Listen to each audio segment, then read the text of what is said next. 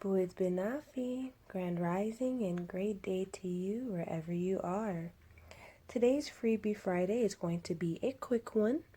So if you followed our Elderberry tutorial, you may have already finished straining your elixirs and are trying to figure out what to do with the leftover herbs. I have found two different ways that I like to utilize these herbs so that way they don't go to waste. Well, I guess you can say three. The first one is giving it back to nature. If you have a garden, plant, front or backyard, you are more than welcome to give them back to nature in love so that way they transmute and grow and help that soil prosper. The second way that I like to reuse these herbs is by storing them in these capsules or in any jar.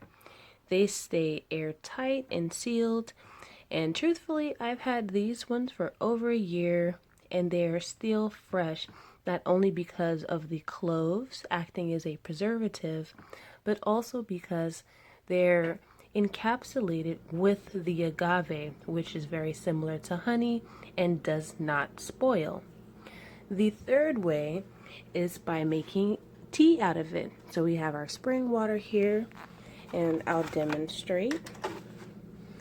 So what we'll do is turn on the heat.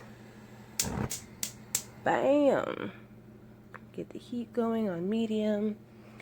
And I'll pour just enough water to cover it and then some. And that looks good to me.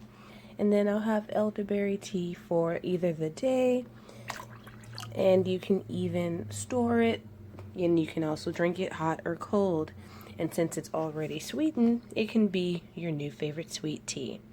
So these are the three methods of reusing or giving back of the herbs that I utilize for our elderberry tea. Comment down in the comment section below if you found this helpful or if you have benefited from utilizing these herbs in a different way, or if you've tried one of our methods. But either way, nothing goes to waste. I'm Natural A. We're Natural A. I'm Luna.